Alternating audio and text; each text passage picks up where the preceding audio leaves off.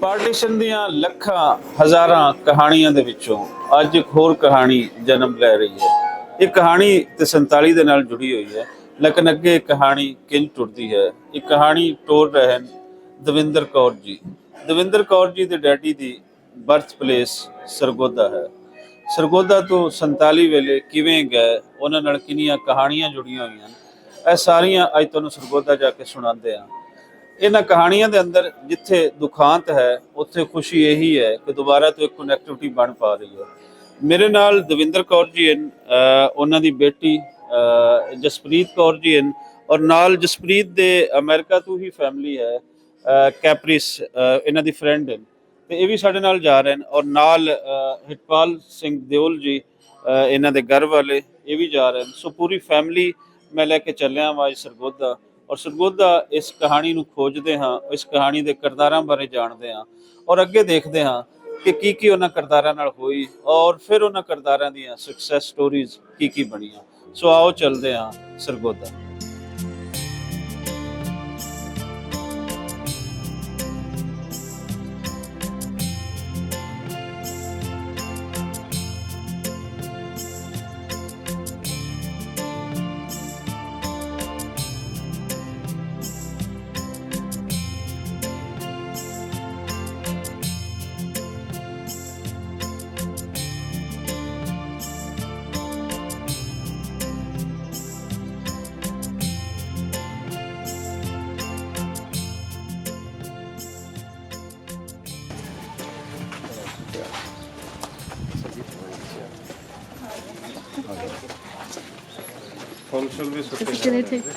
ਕਿੱਡੀ ਸੋਹਣੀ ਕੜੀ ਹੈ, ਹਾਂ ਮਾਪਿਆਂ ਦੇ ਕੋਲ ਆਏ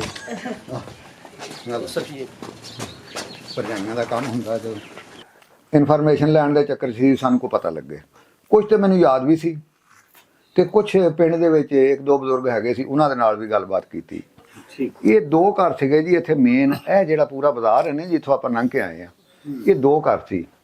ਇੱਕ ਘਰ ਜਿਹੜਾ ਸੀ ਸਰਦਾਰ ਪਿਛਲੇ ਦਿਨ ਆਏ ਸੀ ਨਰਿੰਦਰਪਾਲ ਮਾਲ ਜੀ, ਹਾਂਜੀ ਹਾਂਜੀ, ਉਹ ਵੀ ਇਹਨਾਂ ਦੇ ਆਪਣੇ ਹੀ ਸੀਗੇ। ਇਹ ਮੇਨ ਜਿਹੜਾ ਹਾਤਾ ਸੀਗੇ ਨਾ, ਇੱਕ ਉਹਨਾਂ ਦਾ ਸੀਗਾ ਤੇ ਇੱਕ ਇਹਨਾਂ ਦੇ ਵੱਡੇ ਦਾ ਨਾਂ ਸੀ ਰਾਮਚੰਦ ਸੀ, ਰਾਮਚੰਦ ਮੇਰੇ ਦੇ ਹੁੰਦੇ ਆ ਰਿਹਾ।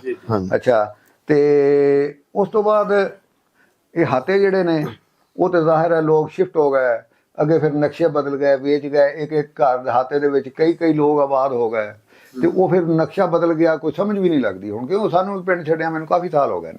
ਮੈਂ 1982 ਦੇ ਵਿੱਚ ਇਹ ਪਿੰਡ ਛੱਡ ਦਿੱਤਾ ਸੀ ਆਪਣੀ ਜਾਬ ਦੇ ਸਿਲਸਿਲੇ 'ਚ, ਤੇ ਫਿਰ ਵਾਪਸ ਨਹੀਂ ਆਏ ਇੱਥੇ। ਤੇ ਜਿਹੜੀ ਵੱਡਾ ਇਹਨਾਂ ਦਾ ਦਾਨ ਸੀ ਨਾ ਜੀ ਇਸ ਪਿੰਡ ਨੂੰ, ਉਹ ਮੈਂ ਹੁਣ ਗੱਲ ਦੱਸਦੇ ਆ, ਇਹ ਜ਼ਿਆਦਾ ਕਵਰ ਕਰਨ ਵਾਲੀ ਜ਼ਰੂਰੀ ਆ। ਜਿਹੜਾ ਪਿੰਡ ਦੇ ਚੌਕ ਦੇ ਵਿੱਚ ਖੂਹ ਸੀ ਨਾ ਜੀ, ਉਹ ਖੂਹ ਨਰਿੰਦਰਪਾਲ ਜੀ ਦੇ ਦਾਦਾ ਜੀ, ਉਹਨਾਂ ਦਾ ਨਾਂ ਸੀ ਸਰਦਾਰ ਉਜਾਗਰ ਸਿੰਘ, ਉਹਨਾਂ ਨੇ ਲਵਾਇਆ ਸੀਗਾ। ਤੇ ਉਸ ਵਕਤ 1930 ਦੇ ਵਿੱਚ ਉਹ ਮੈਜਿਸਟ੍ਰੇਟ ਦਰਜਾ ਅਵਲ ਸਨ, ਔਰ ਖੂਹ ਜਿੰਨੀ ਦੇਰ ਚੱਲਦਾ ਰਿਹਾ। ਤੇ ਉਹਦੇ ਖੂਹ ਜਿਹੜੀ ਤਖਤੀ ਲੱਗੀ ਸੀ ਉਹਦੀ ਇਬਾਰਤ ਮੈਨੂੰ ਅੱਜ ਵੀ ਯਾਦ ਆ। ਅਗਲੀ ਨਸਲ ਨੂੰ ਤਾਂ ਪਤਾ ਹੀ ਕੋਈ ਨਹੀਂ, ਖੂਹ ਦੇਖਿਆ ਹੀ ਨਹੀਂ, ਕਿ ਇਸ ਕੁएं की सेवा सरदार उजागर सिंह साहब बहादुर मैजिस्ट्रेट दर्जा अव्वल ने 16 मार्च 1930 को कराई। 16 मार्च 1930 की डेट भी मैंने याद है, जी तख्ती पर लिखी हुई थी, उस खूह ते लिखी, उस अंदर तख्ती लगी हुई विच पूरे गया। उस तो हाँ जी, नहीं पूरे गया जी, ਉਹਦਾ ਚੌਕ ਬਣਾ ਕੇ ਉੱਤੇ ਨਿਸ਼ਾਨੀ ਲਾਤੀ। हाँ जी, ਨਿਸ਼ਾਨੀ ਉਹਦੀ ਮੌਜੂਦ ਆ। ਖੂਹ ਕੋਈ ਨਹੀਂ, ਕਿਉਂਕਿ 1982 ਵਿੱਚ ਬਿਜਲੀ ਆ ਗਈ ਨਾ ਜੀ, ਮੋਟਰਾਂ ਲੱਗ ਗਈਆਂ, ਖੂਹ ਦਾ ਇਸਤੇਮਾਲ ਘਟ ਗਿਆ। ਲੇਕਿਨ ਉਸ ਖੂਹ ਦੇ ਉੱਤੇ ਜਿਹੜੀ ਮਣ ਬਣੀ ਸੀ ਨਾ ਸਾਈਡ ਤੇ, ਉਹ ਜਿਨ੍ਹਾਂ ਨੇ ਖੂਹ ਬਣਾਇਆ ਜੀ, ਉਹਨਾਂ ਦੇ ਨਾਮ ਦਾ ਉਹ ਖੂਹ ਹੈ ਜਾਂ ਹੁਣ ਬਦਲ ਗਿਆ? ਬਸ ਜਿਵੇਂ ਨਾਮ ਸਾਡੇ ਆਪਣੇ ਹੀ ਪਟਵਾਰੀਆਂ, ਸਾਡੇ ਨਾਮੇ ਬਦਲ ਨਹੀਂ। ਖੂਹ ਤੇ ਜਦੋਂ ਪੂਰਿਆ ਗਿਆ ਤੇ ਉਹਦੇ ਵਿੱਚ ਨਾਂ ਕੀ ਰਹਿ ਗਿਆ? ਤਖਤੀ ਵਿੱਚ ਮੌਜੂਦ ਆ ਹਾਲੇ ਵੀ, ਅਗਰ ਉਸ ਖੂਹ ਨੂੰ ਪਟੋ ਤੇ ਤਖਤੀ ਹਾਲੇ ਵੀ ਮੌਜੂਦ ਮਿਲੇਗੀ। ਹਾਂਜੀ, ਸੰਗੇ ਮਰਮਰ ਦੀ ਤਖਤੀ ਸੀ। ਅੱਛਾ ਜੀ, ਸਫੈਦ ਰੰਗ ਦਾ, ਤੇ ਹਾਂਜੀ ਸਫੈਦ ਰੰਗ ਦਾ ਪੱਥਰ ਸੀ, ਵਿੱਚ ਕਾਲੇ ਰੰਗ ਦੀ ਸੀ ਭਰਾਈ ਹੋਈ। ਤੇ ਉਸ ਤੋਂ ਬਾਅਦ ਫਿਰ ਅੱਜ ਜਿੱਦਾਂ ਅਸੀਂ ਬੈਠੇ ਹਾਂ, ਅਸੀਂ ਕਦੇ ਨਹੀਂ ਸੋਚਿਆ ਵੀ ਕਦੇ ਇੱਦਾਂ ਇਕੱਠੇ ਹੋ ਜਾਵਾਂਗੇ, ਜਾਂ ਜਿਹੜੇ ਇਸ ਪਿੰਡ ਦੇ ਅਸਲੀ ਮਾਲਕ ਆ ਉਹ ਇੱਥੇ ਮੋੜੇ ਹੋਣਗੇ, ਅਸੀਂ ਨਹੀਂ ਸੀ ਕਦੇ ਸੋਚਿਆ। ਅੱਜ ਇਹਨਾਂ ਦਾ ਦੱਸੋ ਪਿੰਡ ਨਾਲ ਕੀ ਰਿਸ਼ਤਾ ਹੈ? ਅੱਜ ਮਾਲਕ ਇਹਨਾਂ ਦਾ ਪਿੰਡ ਦੇ ਨਾਲ ਕੀ ਰਿਸ਼ਤਾ? ਇਹ ਇਸ ਪਿੰਡ ਦੇ ਜਵਾਈ ਬਣਦੇ ਜੀ, ਕਿਉਂਕਿ ਜਿਹੜੀ ਇਹਨਾਂ ਦੇ ਘਰ ਵਾ ਉਹ ਇਸ ਪਿੰਡ ਦੀ ਧੀ ਆ। ਭਾਵੇਂ ਇਹਨਾਂ ਦੀ ਸ਼ਾਦੀ ਬਾਅਦ ਚ ਆ ਕੇ ਹੋਈ ਆ, ਲੇਕਿਨ ਉਹਨਾਂ ਦੇ ਵੱਡਿਆਂ ਦਾ ਪਿੰਡ ਜਿਹੜਾ ਇਹਨਾਂ ਦੀ ਮਿਸਿਸ ਦਾ, ਉਹ ਇਹ ਹੀ ਪਿੰਡ ਆ। ਇਹ ਅੱਜ ਆਪਣੇ ਸਹੁਰਿਆਂ ਦੇ ਪਿੰਡ ਆਏ, ਬਲਕਿ ਸਮਝ ਲਓ ਆਪਣੇ ਸਹੁਰੇ ਘਰ ਬੈਠੇ ਆ। ਤੇ ਤੁਸੀਂ ਕਿੱਥੇ ਆਏ? ਮੈਂ ਵੀ ਆਪਣੇ ਸਹੁਰੇ ਘਰ ਆਇਆ, ਔਰ ਦੇਖੋ ਅੱਲਾਹ ਲੋ ਕੈਸਾ ਜੋੜ, ਮੇਰਾ ਸਹੁਰਾ ਘਰ ਵੀ ਇਹੀ ਹੈ। ਨਾ ਜਿਹੜੀ ਇਹਨਾਂ ਦਾ ਤੁਸੀਂ 47 ਤੋਂ ਪਹਿਲਾਂ ਸੀ, ਮੇਰਾ 47 ਤੋਂ ਬਾਅਦ ਬਣ ਗਿਆ। ਜਿਹੜੀ ਤੁਸੀਂ ਰਿਸਪੈਕਟ ਵੀ ਦੇ ਰਹੇ ਆ ਨਾ, ਉਹ ਵੀ ਉਸੇ ਹਿਸਾਬ ਦੇ ਨਾਲ ਆਪਣੇ ਕਲਚਰ ਦੇ ਹਿਸਾਬ ਦੇ ਨਾਲ। ਰਿਸਪੈਕਟ ਤੇ ਗੱਲ ਇਦਾਂ ਨਾ ਜੀ, ਬਹੁਤ ਮਤਲਬ ਨਾ ਮਨ ਖੁਸ਼ ਹੋਇਆ। ਆ ਜਿਹੜੀਆਂ ਚੀਜ਼ਾਂ ਇਹ ਮਤਲਬ ਤੁਹਾਡੇ ਮਨ ਦੇ ਵਿੱਚ ਆਉਂਦੀਆਂ ਆ, ਪਰ ਜਿਹੜਾ ਅਸਲੀ ਪਿਆਰ ਆ ਉਹ ਇਹਦੇ ਤੋਂ ਵੀ ਵਾਧੂ ਹੁੰਦਾ ਆ। ਹਾਂਜੀ। ਫਿਰ ਤੁਸੀਂ ਇੰਨੀ ਮਿਹਨਤ ਕੀਤੀ ਉੱਥੋਂ, ਉਹ ਆਪਣੇ ਜਿੱਥੇ ਮੇਰੇ ਬਜ਼ੁਰਗਾਂ ਦਾ ਪਿੰਡ ਸੀਗਾ, ਉਹ ਵੀ ਤੁਸੀਂ ਲੱਭਣ ਦੇ ਵਿੱਚ। ਨਹੀਂ, ਉਹ ਮੇਰਾ ਕਲਾਸ ਫੈਲੋ ਸੀ ਲੜਕਾ। ਹਾਂਜੀ, ਕਿਉਂ ਮੈਂ ਫੈਸਲਾਬਾਦ ਦਾ ਪੜਿਆ ਨਾ ਜੀਸੀ ਦਾ। ਹਾਂ। ਫਿਰ ਉਹਦੇ ਆਓ ਤੇ ਫਿਰ ਕਿੰਨੂੰ ਇੰਜ ਲੱਗਦੇ? ਬੜੇ ਵਧੀਆ ਨੇ, ਹੈਗੀ ਵੀ ਬਹੁਤ ਮਿੱਠੇ ਜੂਸੀ ਹੈ। ਪਤਾ ਹੈ ਕਿੰਨੇ ਸਵਾਦ। ਹਾਂਜੀ, ਇਹ ਚੱਲ ਰਿਹਾ। ਅੱਛਾ, ਉਹ ਇਦਾਂ ਵੀ ਅਮੂਮਨ ਸੁਣੀਦਾ ਅਸੀਂ ਰੇਡੀਓ ਵਗੈਰਾ ਤੇ, ਪੁਰਾਣੀ ਗੱਲ ਹੋ ਗਈ, ਰੇਡੀਓ ਦਾ ਦੌਰ ਖਤਮ ਹੋ ਗਿਆ, ਕਿ ਸਾਵੇ ਘਾਹ ਮਾਈਆ ਮਾਲਟੇ ਪੱਕ ਗਏ ਨੇ, ਸਰਗੋਧੇ ਆ ਮਾਈਆ।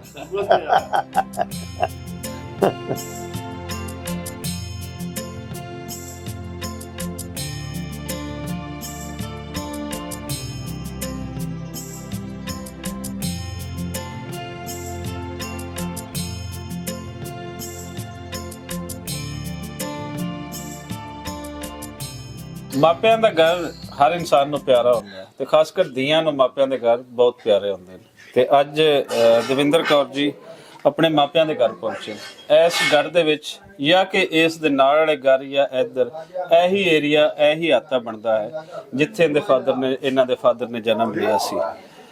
ਉਸ ਥਾਂ ਤੇ ਆ ਕੇ ਜਿੱਥੇ ਤੁਹਾਡੇ ਬਾਪੂ ਖੇਡੇ, ਇੱਥੇ ਹੀ ਅੱਗੇ ਵੱਡੇ ਹੋਏ, ਕਈ ਤਰ੍ਹਾਂ ਦੀਆਂ ਮੈਮੋਰੀਜ਼ ਹੈ। ਕੀ ਫੀਲ ਕਰ ਰਹੇ ਹੋ ਇਸ ਟਾਈਮ ਇੱਥੇ ਆ ਕੇ ਬਾਪੂ ਦੇ ਦੇਸ਼ ਦੇ ਵਿੱਚ? ਹਾਂਜੀ, ਜੋ ਆਈ ਗੈਸ ਜੋ ਮੈਂ ਕਹਿਣਾ ਚਾਹੁੰਦੀ ਹਾਂ ਕਿ ਮੈਂ ਜੋ ਬਾਪੂ ਦਾ ਦੇਸ਼ ਪਹਿਲਾਂ ਸਮਝਿਆ ਸੀ, ਉਹ ਸੀ ਜਿਹੜਾ ਪਿੰਡ ਮੈਂ ਦੇਖਿਆ ਆ ਚੜ੍ਹਦੇ ਪੰਜਾਬ 'ਚ। ਤਾਂ ਅੱਜ ਫੀਲ ਹੁੰਦਾ ਹੈ ਕਿ ਜਿਹੜਾ ਅਸਲੀ ਘਰ ਜਿੱਥੇ ਉਹਨਾਂ ਨੇ ਜਨਮ ਲਿਆ, ਜਿਸ ਕਰਕੇ ਮੈਂ ਡਿਸਕ੍ਰਾਈਬ ਨਹੀਂ ਕਰ ਸਕਦੀ ਕਿ ਮੈਂ ਕੀ ਇਮੋਸ਼ਨਸ ਮੈਂ ਫੀਲ ਕਰ ਸਕਦੀ ਹਾਂ। ਕਿਉਂਕਿ ਦੂਜੀ ਗੱਲ ਇਹ ਆ, ਕਦੇ ਖਿਆਲਾਂ ਵਿੱਚ ਵੀ ਨਹੀਂ ਸੀ ਸੋਚਿਆ ਵੀ ਅਸੀਂ ਕਿਸੇ ਦਿਨ ਇੱਥੇ ਪੈਰ ਪਾਵਾਂਗੇ। ਸੋ ਥੋੜਾ ਦੱਸਦੇ ਜੋ ਤੁਹਾਡੇ ਡੈਡੀ ਦਾ ਕੀ ਨਾਂ ਸੀ ਤੇ ਉਹਨਾਂ ਦੇ ਫਾਦਰ ਦਾ ਕੀ ਨਾਂ ਸੀ, ਕੀ ਕਾਸਟ ਕੀ ਸੀ, ਜੱਟਾਂ ਦੀ ਸਬ ਕਾਸਟ ਕਿਹੜੀ ਸੀ, ਇਹ ਸਾਰਾ ਕੁਝ ਦੱਸੋ, ਫਿਰ ਅੱਗੇ ਗੱਲਬਾਤ ਕਰਦੇ ਹਾਂ। ਹਾਂਜੀ, ਮੇਰੇ ਡੈਡੀ ਦਾ ਨਾਮ ਸੀ ਜੀ ਸਰਦਾਰ ਕਰਨੈਲ ਸਿੰਘ ਤੱਖਰ, ਤਾਂ ਮੇਰੇ ਬਾਬਾ ਜੀ ਦਾ ਨਾਮ ਸੀ ਰਾਮਚੰਦ ਤੱਖਰ, ਤਾਂ ਉਹਨਾਂ ਦਾ ਕਾਸਟ ਜੱਟ ਕਾਸਟ ਸੀਗਾ। ਹਾਂਜੀ। ਕੀ ਸਟੋਰੀਜ਼ ਤੁਹਾਨੂੰ ਉਹਨਾਂ ਨੇ ਇਸ ਪਿੰਡ ਦੀਆਂ ਸੁਣਾਈਆਂ? ਕਿਉਂਕਿ ਬਾਪ ਦੇ ਕੋਲ ਜਦੋਂ ਧੀਆਂ ਬੈਠਦੀਆਂ ਨੇ, ਵਿਹਲਾ ਟਾਈਮ ਹੁੰਦਾ ਹੈ, ਤੁਸੀਂ ਮੈਨੂੰ ਇਹ ਵੀ ਦੱਸਿਆ ਕਿ ਉਹ ਮਜ਼ਾਕੀਆ ਵੀ ਬੜੇ ਸੀ, ਗੱਲਾਂ ਬਾਤਾਂ ਬੜੀਆਂ ਸੁਣਾਉਂਦੇ ਸੀ। ਇਸ ਪਿੰਡ ਤੋਂ ਰਿਲੇਟਡ ਆਪਣੇ ਬਚਪਨ ਦੀ ਕੀ ਗੱਲਾਂ ਸੁਣਾਉਂਦੇ? ਅਫਸੋਸ ਵਾਲੀ ਗੱਲ ਇਹ ਆ ਵੀ ਜਿਹੜੇ ਤੁਸੀਂ ਕਹਿੰਦੇ ਜਦੋਂ ਬੈਠ ਕੇ ਗੱਲਾਂ ਕਰਦੇ ਸੀਗੇ, ਉਹ ਅਮਰੀਕਾ ਦੇ ਵਿੱਚ ਕਾਫੀ ਪਹਿਲਾਂ ਗਏ ਸੀਗੇ। ਜਿਸ ਟਾਈਮ ਸਭ ਕੁਛ ਇੱਥੋਂ ਛੱਡ ਕੇ ਅਮਰੀਕਾ ਜਾਣਾ, ਸ਼ੁਰੂ ਤੋਂ ਕੰਮ ਆਪਣਾ ਸ਼ੁਰੂ ਕਰਨਾ, ਤਾਂ ਕੰਮ ਬਹੁਤ ਕਰਦੇ ਸੀਗੇ।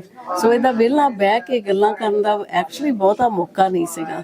ਤਾਂ ਇਸ ਕਰਕੇ ਜਿਹੜੀਆਂ ਉਹ ਕਹਾਣੀਆਂ ਆ ਉਹ ਐਕਚੁਅਲੀ ਆਪਣੇ ਨਾਲ ਹੀ ਲੈ ਗਏ ਆ। ਤਾਂ ਮੇਰੇ ਖਿਆਲ ਇੱਕ ਗੱਲ ਇਹ ਵੀ ਆ, ਕਈ ਵਾਰੀ ਜੇ ਜਿੱਦਾਂ ਪਾਰਟੀਸ਼ਨ ਦੀ ਗੱਲ ਜੇ ਤੁਸੀਂ ਗੱਲ ਕਰੋ ਵੀ ਇੰਨਾ ਦੁੱਖ ਭਰਿਆ ਸਮਾਂ ਸੀਗਾ, ਹੋ ਸਕਦਾ ਉਹਦੇ ਕਰਕੇ ਵੀ ਉਹ ਗੱਲਾਂ ਨਹੀਂ ਸੀ ਕਰ ਪਾਏ।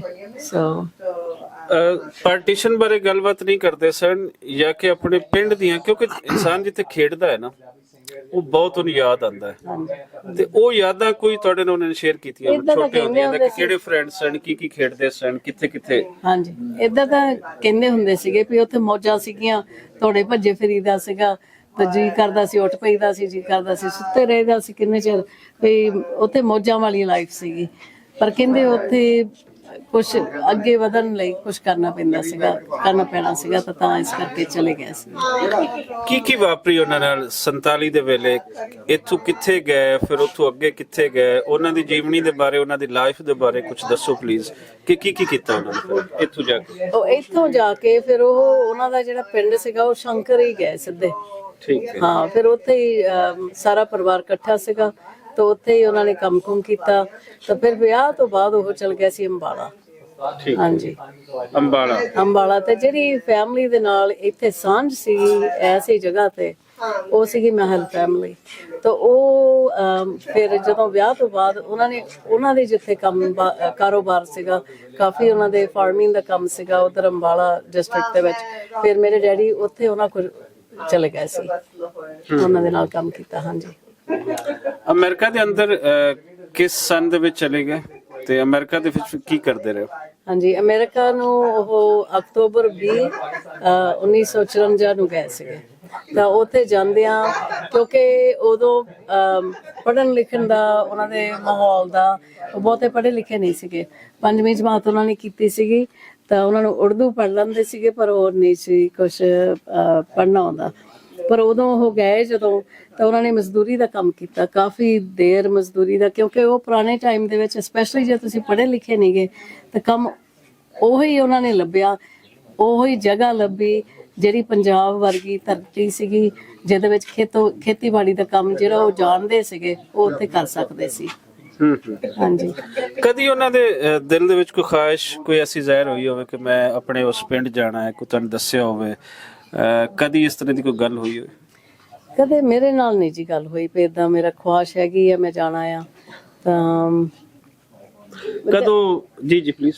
ਤਾਂ ਪਰ ਇਹ ਦੂਜੀ ਗੱਲ ਇਹ ਵੀ ਆ, ਜਾਤੀ ਉਹਨਾਂ ਦਾ ਟਾਈਮ ਰਿਟਾਇਰਮੈਂਟ ਥੋੜਾ ਸੌਖਾ ਰਿਲੈਕਸਡ ਹੋਇਆ, ਤਾਂ ਉਹ ਥੋੜੇ ਬਿਮਾਰ ਹੋ ਗਏ ਸੀਗੇ। ਉਹਨਾਂ ਨੂੰ ਸਟ੍ਰੋਕ ਹੋ ਗਿਆ ਸੀ ਯੰਗ ਏਜ ਦੇ ਵਿੱਚ, ਤਾਂ ਉਸ ਦੇ ਵਿੱਚ ਉਹਨਾਂ ਦੀ ਬੋਲਣ ਦੇ ਵਿੱਚ ਥੋੜੀ ਦਿੱਕਤ ਆਈ ਸੀਗੀ। ਹੌਲੀ ਹੌਲੀ ਉਹ ਵੀ ਠੀਕ ਹੋ ਗਈ, ਪਰ ਉਹਨਾਂ ਦਾ ਫਿਰ ਉਹ ਪੂਰੇ ਵੀ 74 ਏਜ ਤੇ ਹੋ ਗਏ ਸੀਗੇ। ਸੋ ਆਈ ਥਿੰਕ ਜੇ ਉਹਨਾਂ ਨੇ ਇਧਰ ਖਿਆਲ ਹੁੰਦਾ ਵੀ, ਤਾਂ ਉਹ ਬਿਮਾਰ ਹੋਣ ਕਰਕੇ ਉਹਨਾਂ ਨੂੰ ਸਟ੍ਰੋਕ ਹੋ ਗਿਆ ਸੀਗਾ, ਤਾਂ ਲੈਂਗੁਏਜ ਅਫੈਕਟਡ ਹੋ ਗਿਆ ਸੀ। ਹਾਂਜੀ, ਬੋਲਣਾ। ਔਰ ਇਹ ਕਿਸ ਸਾਲ ਦੇ ਵਿੱਚ ਪੂਰੇ ਹੋ ਜਾਂਦਾ? 2020 ਨਹੀਂ sorry 1920 hi 19 oh he was in 2000 sorry yeah ਆਈ ਤੋਂ 25 ਸਾਲ ਪਹਿਲਾਂ। ਹਾਂਜੀ 25 ਸਾਲ ਹੋ ਗਏ ਆ। ਅੱਛਾ। ਤਾਂ ਐਕਚੁਅਲੀ ਮੈਂ ਅੱਜ ਜਦੋਂ ਅੰਦਰ ਵੜੀ ਆ ਤਾਂ ਮੈਨੂੰ ਲੱਗਾ ਪਈ, ਜਦੋਂ ਉਹਨਾਂ ਦੀ ਘਾਟ ਅਸੀਂ ਬਹੁਤ ਮਹਿਸੂਸ ਕੀਤੀ ਬਹੁਤ ਚਿਰ ਲਈ, ਪਰ ਸਾਡੇ ਮੰਮੀ ਸੀਗੇ ਹਨਾ, ਪਰ ਜਿੰਨੀ ਉਹਨਾਂ ਦੇ ਪੂਰੇ ਹੋਣ ਤੇ ਘਾਟ ਫੀਲ ਕੀਤੀ, ਮੈਂ ਇੱਥੇ ਆ ਕੇ ਫੀਲ ਕੀਤੀ। ਉਹ ਸਾਰਾ ਜੋ ਕੁਝ ਹੈ ਸੀ ਉਹ ਖਿਲਾ ਹੋ ਗਿਆ, ਤੁਹਾਨੂੰ ਇੱਥੇ ਆ ਕੇ ਹੁੰਦਾ ਇਨਸਾਨ ਜਜ਼ਬਾਤੀ ਇੰਝ ਹੀ ਹੁੰਦਾ। ਕੁਝ ਬੋਲ ਪਾਓ ਤੇ ਹੋਰ ਦੱਸੋ। ਆਪਣੇ ਡੈਡੀ ਨੂੰ ਯਾਦ ਕਰਦੇ ਹਾਂ।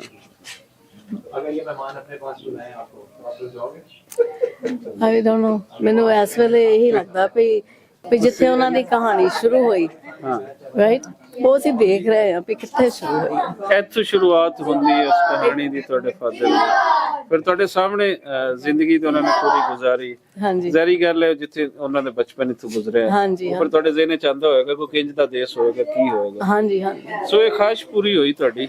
ਖਾਸ ਪੂਰੀ ਹੋਈ। ਤੁਸੀਂ ਨਾਲ ਖੜੇ ਦਿਓਲ ਸਾਹਿਬ, ਇਕਬਾਲ ਦਿਓਲ ਸਾਹਿਬ, ਹਾਂਜੀ, ਹਾਂਜੀ, ਤੁਹਾਡੇ ਨਾਲ ਆਏ, ਤੁਹਾਡੀ ਬੇਟੀ, ਤੁਹਾਡੀ ਫੈਮਿਲੀ ਪੂਰੀ ਨਾਲ ਆਈ ਹੈ। ਹਾਂਜੀ। ਤੇ ਕਿੰਜ ਦਾ ਲੱਗ ਰਹੀ ਹੈ ਇਹਨਾਂ ਸਾਰੇ ਲੋਕਾਂ ਬਾਰੇ, ਕਿ ਕਿੰਨੇ ਕੁ ਤੁਹਾਨੂੰ ਇਹ ਚੰਗੇ ਲੱਗ ਰਿਹਾ ਕਿ ਤੁਹਾਡੀ ਖਾਹਿਸ਼ ਇਹਨਾਂ ਨੇ ਪੂਰੀ ਕੀਤੀ? ਨਹੀਂ, ਇਹ ਸ਼ੁਰੂ ਤੋਂ ਬਹੁਤ ਸਪੋਰਟਿਵ ਰਹੇ ਆ, ਕੁਝ ਵੀ ਖੁਆਇਸ਼ ਹੋਵੇ, ਪਰ ਇਹਨਾਂ ਦੀ ਵੀ ਖੁਆਇਸ਼ ਇਹੀ ਖੁਆਇਸ਼ ਸੀਗੀ, ਤਾਂ ਬਿਲਕੁਲ ਪੂਰੀ ਹੋ ਗਈ ਹੈ। ਕਦੇ ਉਮੀਦ ਨਹੀਂ ਸੀ ਕੀਤੀ, ਕਦੇ ਮਨ ਲੱਗਦਾ ਨਹੀਂ ਸੀ, ਇੰਪੋਸੀਬਲ ਲੱਗਦਾ ਸੀ, ਪਰ ਜਿਹੜੀ ਖੁਆਇਸ਼ ਪੂਰੀ ਹੋਈ ਹੈ ਤਾਂ ਇਹ ਆਲਮੋਸਟ ਅਨਬਲੀਵੇਬਲ ਆ, ਤਾਂ ਸੁਪਨੇ ਵਰਗੀ ਲੱਗਦੀ ਹੈ। ਹਾਂਜੀ, ਵਧਦੇ ਆ ਜੀ ਹਿਤਪਾਲ ਸਾਹਿਬ ਵੱਲ। ਸਰ, ਪਾਰਟੀਸ਼ਨ ਨਾ ਹੁੰਦੀ ਤੇ ਤੁਸੀਂ ਇਸ ਪਿੰਡ ਦੇ ਵਿੱਚ ਵਿਆਹ ਜਾਣਾ ਸੀ। ਹਾਂਜੀ ਹਾਂਜੀ ਹਾਂਜੀ। ਤੇ ਇਸ ਪਿੰਡ ਦੇ ਵਿੱਚ ਆ ਕੇ ਆਪਣੇ ਸਹੁਰਿਆਂ ਦੇ ਪਿੰਡ ਕਿੰਜ ਦਾ ਲੱਗ ਰਿਹਾ ਤੁਹਾਨੂੰ? ਜਿਹੜੀ ਫੀਲਿੰਗ ਜਿਹੜੀ ਤੁਹਾਨੂੰ ਇੱਥੇ ਮਿਲੀ ਨਾ, ਗੇਟ ਤੋਂ ਪਹਿਲਾਂ ਹੀ ਆਪਾਂ ਨੇ ਉਹਨਾਂ ਨੂੰ ਰਾਹ 'ਚ ਆ ਕੇ ਰਿਸੀਵ ਕੀਤਾ, ਤੇ ਫਿਰ ਜਦੋਂ ਆਪਾਂ ਗੇਟ ਦੇ ਵਿੱਚ ਵੜੇ ਆ ਤਾਂ ਉਹਨਾਂ ਨੇ ਜਿੱਦਾਂ ਆਪਣੇ ਪੰਜਾਬੀ ਕਲਚਰ ਦੇ ਵਿੱਚ ਜਵਾਈ ਵਾਲਾ ਮਾਣ ਹੁੰਦਾ, ਜੀ ਉਹ ਉੱਥੋਂ ਦਰਵਾਜ਼ੇ ਤੋਂ ਸ਼ੁਰੂ ਉਹਨਾਂ ਦਾ ਹੋ ਗਿਆ। ਹਾਂਜੀ, ਤੇ ਸੇਵਾ ਦੇ ਵਿੱਚ ਉਹਨਾਂ ਨੇ ਕੋਈ ਕਸਰ ਨਹੀਂ ਛੱਡੀ। ਤੇ ਜਿਹੜਾ ਮਤਲਬ ਆ ਕੇ ਇੱਥੇ ਮਿਲਣਾ ਗਿਲਣਾ ਤੇ ਇੱਕ ਤਰ੍ਹਾਂ ਦਾ ਰਿਲੇਸ਼ਨਸ਼ਿਪ ਨੂੰ ਮੁੜ ਕੇ ਕਨੈਕਸ਼ਨ ਬਣਾਉਣਾ, ਉਹਦੇ ਨਾਲ ਦੀ ਹੋਰ ਕੋਈ ਫੀਲਿੰਗ ਨਹੀਂ ਹੋ ਸਕਦੀ। ਸੰਧੂ ਸਾਹਿਬ, ਹਾਂਜੀ, ਅੱਜ ਅਸੀਂ ਜਿਸ ਪਿੰਡ ਦੇ ਵਿੱਚ ਆਏ ਆ, ਇਸ ਪਿੰਡ ਦੇ ਬਾਰੇ ਬਹੁਤ ਜ਼ਿਆਦਾ ਜੋ ਜਾਣਿਆ, ਜੋ ਦੱਸਿਆ ਇਸ ਫੈਮਿਲੀ ਨੂੰ, ਉਹ ਅਕਰਮ ਸੰਧੂ ਸਾਹਿਬ ਨੇ। ਅਕਰਮ ਸੰਧੂ ਸਾਹਿਬ ਸਿਰਫ ਇਸ ਫੈਮਿਲੀ ਵਾਸਤੇ ਵੀ ਨਹੀਂ, ਹੋਰ ਕਈ ਫੈਮਿਲੀਜ਼ ਵਾਸਤੇ ਵੀ ਇਹ ਰਸਤੇ ਕੱਢਦੇ ਰਹਿੰਦੇ ਨੇ ਔਰ ਬਹੁਤ ਜ਼ਿਆਦਾ ਭਾਲ ਜਿਹੜੀ ਆ ਇਹ ਕਰਦੇ ਆ, ਰਿਸਰਚ ਵਰਕ ਕਰਦੇ ਆ ਤੇ ਸਾਡੇ ਨਾਲ ਖੜੇ ਆ। ਤੇ ਲੱਕੀਲੀ ਇਹਨਾਂ ਦਾ ਵੀ ਇਹੀ ਪਿੰਡ ਹੈ ਔਰ ਇਹ ਆਪਣੇ ਘਰ ਖੜੇ ਆ। ਤੇ ਇਹਨਾਂ ਤੋਂ ਪੁੱਛਦੇ ਆ ਕਿ ਇਹ ਸਾਰਾ ਕੁਝ ਜੋ ਇਹਨਾਂ ਨੇ ਕੀਤਾ ਇਹ ਕਿਵੇਂ ਕੀਤਾ, ਤੇ ਅੱਜ ਇੱਕ ਹੋਰ ਪਾਰਟੀਸ਼ਨ ਦੀ ਸਟੋਰੀ ਇਹਨਾਂ ਦਾ ਕਰਕੇ ਤੇ ਇਹ ਲੋਕ ਇੱਥੇ ਆਏ ਔਰ ਇੱਕ ਹੋਰ ਪਾਰਟੀਸ਼ਨ ਦੀ ਸਟੋਰੀ ਕੰਪਲੀਟ ਹੋ ਰਹੀ ਹੈ। ਜੀ, ਸਾਨੂੰ ਜਦੋਂ ਪਤਾ ਲੱਗਾ ਕਿ ਇਸ ਪਿੰਡ ਦੀ ਧੀ ਆ ਰਹੀ ਹੈ ਆਪਣੇ ਮਾਪਿਆਂ ਦਾ ਪਿੰਡ ਦੇਖਣ, ਤੇ ਜਿਹੜੀ ਪਿੰਡ ਦੀ ਧੀ ਹੁੰਦੀ ਉਹ ਸਾਰੇ ਪਿੰਡ ਦੀ ਧੀ ਹੁੰਦੀ ਹੈ, ਉਹ ਕੋਈ ਇੱਕ ਘਰ ਦੀ ਨਹੀਂ ਹੁੰਦੀ। ਲੇਕਿਨ ਇਹ ਇਤਫਾਕ ਐਸਾ ਹੋਇਆ ਕਿ ਇਹ ਬਲਾਕ ਜਿਹੜਾ ਇਹ ਤੋੜੋ ਤੋੜ ਆਖਰ ਤੱਕ ਜਿਹੜੀ ਲਾਈਨ ਸੀ ਜਿੱਥੇ ਇਹਨਾਂ ਦੇ ਵੱਡੇ ਰਹਿੰਦੇ ਗਏ ਸੀ, ਹਾਂਜੀ, ਹੁਣ ਇਹ ਘਰ ਵੀ ਉਸੇ ਬਲਾਕ ਦੇ ਵਿੱਚ ਹੀ ਆ ਗਿਆ। ਠੀਕ ਹੈ। ਤੇ ਅੱਗੇ ਫਿਰ ਜ਼ਾਹਿਰ ਹੈ ਜਦੋਂ ਆਏ ਆ ਤੇ ਸਾਨੂੰ ਤੇ ਇੰਨਾ ਚਾਅ ਸੀ ਕਿ ਜਿਵੇਂ ਸਾਡੀ ਆਪਣੀ ਧੀ ਪਹਿਲੀ ਵਾਰੀ ਵਿਆਹੀ ਗਈ ਹੈ ਤੇ ਪਹਿਲੀ ਵਾਰੀ ਆਪਣੇ ਮਾਪਿਆਂ ਨੇ ਆਉਣੀ ਪਈ। ਤੇ ਫਿਰ ਅਸੀਂ ਉਹੀ ਮਾਣ ਸਤਿਕਾਰ ਦੇਣਾ ਸੀ ਜਿਹੜਾ ਮਾਪਿਆਂ ਨੂੰ ਦੇਣਾ ਬਣਦਾ, ਧੀ ਨੂੰ ਵੀ ਬਹੁਤ ਜਵਾਈ ਨੂੰ ਵੀ। ਬਹੁਤ ਸੋਹਣੀ। ਸੰਧੂ ਸਾਹਿਬ ਨੇ ਬਹੁਤ ਸੋਹਣੀ ਗੱਲ ਕੀਤੀ ਜੀ। ਔਰ ਦੂਸਰੀ ਇੱਕ ਹੋਰ ਖੁਸ਼ੀ ਵੀ ਹੁੰਦੀ, ਜਿੱਥੇ ਦੁੱਖ ਹੁੰਦਾ ਹੈ ਨਾ ਕਹਾਣੀਆਂ ਨੂੰ ਸੁਣ ਕੇ ਨਾ ਕਹਾਣੀਆਂ ਨੂੰ ਖੋਜ ਕੇ, ਉੱਥੇ ਇੱਕ ਹੋਰ ਜਿਹੜਾ ਇੱਕ ਵੱਡਾ ਖੁਸ਼ੀ ਵਾਸਤੇ ਸਾਡੇ ਪੂਰੇ ਪੰਜਾਬੀਆਂ ਦੇ ਵਾਸਤੇ ਗੱਲ ਹੈ, ਚੜ੍ਹਦੇ ਦਾ ਹੋਵੇ ਲਹਿੰਦੇ ਦਾ ਹੋਵੇ, ਦੁਨੀਆ ਦੇ ਵਿੱਚ ਜਿੱਥੇ ਵੀ ਬੈਠਾ, ਉਹ ਹੈ ਕਿ ਕਨੈਕਟੀਵਿਟੀ ਵੱਧ ਰਹੀ ਹੈ, ਸਾਂਝ ਪਹਿਲੇ ਨਾਲੋਂ ਵੱਧ ਰਹੀ ਹੈ ਔਰ ਜਿਹੜੀ ਟੁੱਟੀ ਤੰਦ ਹੈ ਉਹ ਦੁਬਾਰਾ ਤੋਂ ਫਿਰ ਜੁੜ ਰਹੀ ਹੈ। ਤੇ ਜਿਹੜਾ ਗੁਜ਼ਰਿਆ ਵੇਲਾ ਹੈ ਉਹਨੂੰ ਅਸੀਂ ਮੋੜ ਕੇ ਤੇ ਨਹੀਂ ਲਿਆ ਸਕਦੇ, ਲੇਕਿਨ ਅੱਗੇ ਦਾ ਵੇਲਾ ਉਹ ਅਸੀਂ ਬੜਾ ਹੀ ਸੁਖਾਲਾ ਕਰ ਸਕਦੇ ਹਾਂ ਤੇ ਸਾਨੂੰ ਸਭ ਨੂੰ ਇਹੀ ਕੋਸ਼ਿਸ਼ ਕਰਨੀ ਚਾਹੀਦੀ ਹੈ। ਔਰ ਮੈਂ ਸ਼ੁਕਰਗੁਜ਼ਾਰ ਹਾਂ ਇਹਨਾਂ ਲੋਕਾਂ ਦਾ ਕਿ ਜਿਹੜੇ ਆਪਣੇ ਕੰਮਕਾਰ ਛੱਡ ਕੇ ਇੰਨਾ ਟਾਈਮ ਦੇ ਕੇ ਇੰਨੇ ਐਕਸਪੈਂਸ ਕਰਕੇ ਦੁਬਾਰਾ ਤੋਂ ਆਪਣੀ ਰੂਟਸ ਨਾਲ ਜੁੜ ਰਹੇ ਹਨ। ਔਰ ਮੈਂ ਇੱਕ ਹੋਰ ਖਾਹਿਸ਼ ਵੀ ਕਰਾਂਗਾ ਕਿ ਐਸੀ ਹੀ ਵੀਜ਼ਿਆਂ ਦੀ ਸਹੂਲਤ ਪਾਕਿਸਤਾਨ ਬੈਠੇ ਉਹਨਾਂ ਪੰਜਾਬੀਆਂ ਨੂੰ ਵੀ ਹੋਣੀ ਚਾਹੀਦੀ ਹੈ, ਜਿਨ੍ਹਾਂ ਦੇ ਵੱਡੇ ਚੜ੍ਹਦੇ ਪੰਜਾਬ ਤੋਂ ਆਏ, ਰਾਜਸਥਾਨ ਤੋਂ ਆਏ, ਹਰਿਆਣਾ ਤੋਂ ਆਏ, ਹਿਮਾਚਲ ਪ੍ਰਦੇਸ਼ ਤੋਂ ਆਏ, ਦਿੱਲੀ ਤੋਂ ਆਏ, ਬਾਕੀ ਏਰੀਆਜ਼ ਤੋਂ ਆਏ, ਉਹਨਾਂ ਦਾ ਵੀ ਦਿਲ ਇਵੇਂ ਹੀ ਤੜਪਦਾ ਉੱਥੇ ਜਾਣ ਵਾਸਤੇ। ਸੋ ਹੁਣ ਥੋੜੀ ਸੌਖ ਪੈਦਾ ਕਰ ਦਿੱਤੀ ਜਾਣੀ ਚਾਹੀਦੀ ਹੈ ਦੋਨੋਂ ਕੰਟਰੀਜ਼ ਨੂੰ, ਪਾਕਿਸਤਾਨ ਨੂੰ, ਇੰਡੀਆ ਨੂੰ। ਆਪਸੀ ਮਾਮਲਾ ਤੁਸੀਂ ਜੋ ਮਰਜ਼ੀ ਰੱਖੋ, ਲੇਕਿਨ ਦੋ ਕੰਮ ਕਰ ਦਿਓ, ਲੋਕਾਂ ਦਾ ਆਵਾਜਾਵੀ ਇਹ ਸੌਖੀ ਕਰ ਦਿਓ, ਦੂਸਰਾ ਟ੍ਰੇਡ ਇਹ ਲੋਕਾਂ ਦੇ ਵਿਚਕਾਰ ਇਸ ਨੂੰ ਤੁਸੀਂ ਜਾਰੀ ਕਰ ਦਿਓ। ਬਾਕੀ ਤੁਹਾਡੇ ਜੋ ਦੁਸ਼ਮਣੀਆਂ ਹਨ, ਅਗਰ ਤੁਹਾਡਾ ਦਿਲ ਦੁਸ਼ਮਣੀਆਂ ਤੇ ਹੀ ਕਰਦਾ ਹੈ ਤੇ ਉਹ ਦੁਸ਼ਮਣੀਆਂ ਆਪਣੀਆਂ ਰੱਖੋ, ਲੇਕਿਨ ਉਹਨਾਂ ਦੁਸ਼ਮਣੀਆਂ ਦਾ ਬਾਲਣ ਆਮ ਪਬਲਿਕ ਨੂੰ, ਆਮ ਲੋਕਾਈ ਨੂੰ ਨਾ ਬਣਾਓ। ਸਾਡੀ ਤਾਂ ਮਿਹਨਤ ਹੈ ਤੇ ਅਸੀਂ ਇਹ ਕਰਦੇ ਰਹਾਂਗੇ। ਬਹੁਤ ਸ਼ੁਕਰੀਆ।